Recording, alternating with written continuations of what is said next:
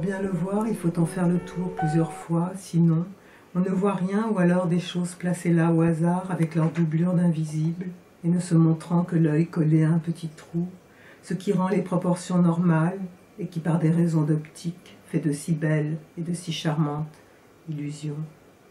Celle d'un intérieur hollandais par exemple, appartenant à M. S. van Hoogstraten à Dordrecht, un bric-à-brac privé et modulable, une boîte à malice et à fonds multiples. Les portes sont grandes ouvertes, la vue est traversante, le tout à peine meublé sur un damier exactement réglé, ou encore celle d'un œil à moitié aveugle mais qui perçoit ce qu'il y a de trop, des traces et le silence du lieu,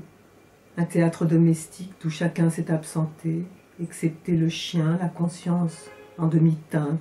assis au bord de l'entrée, un rectangle de 54 cm par 80, bien ajusté et aux nombreux aperçus, mais on n'y voit que ce qu'on regarde.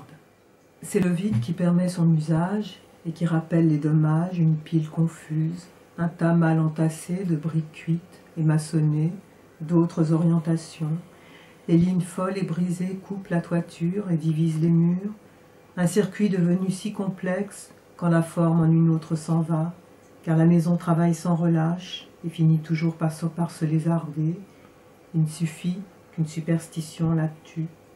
ou que le temps la défasse au fur et à mesure, elle renouvelle son allure, elle perd ses contours et certains atours pour bien la revoir. Il faut la regarder de biais ou avec un troisième œil qui la déplie, refait les plans et la manière, son style et son panache, celui d'un âge perdu, une folie de jeunesse, elle tourne, et on tourne soi-même. Une douce rêverie traversée par les esprits fatigués, les yeux vides et la bouche cousue, mobile, jusqu'au vertige comme l'air, qui dans sa course va partout. C'est une étrange rengaine, un sifflement pointu. Le vent semble une vipère et le silence de la nature, si incomplet. Les corbeaux nichent avec les rats, et on s'y amuse autant que sur une très bonne aire de jeu. La force centrifuge, les éclairs magnétiques, les odeurs de poudre à canon et celles pittoresques de l'herbe,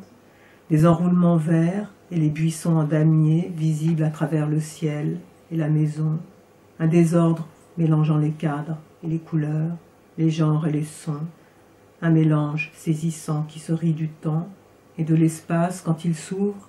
à la façon d'une boîte, vissée sur son promontoire, un mauvais songe,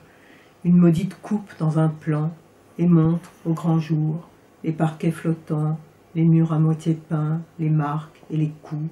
la matière sans bord et sans bâti, les tracés obscurs pour la raison, qui en voit encore trop, ou pas assez au milieu de ce théâtre inoccupé, une douce rêverie traversée par les ombres transies.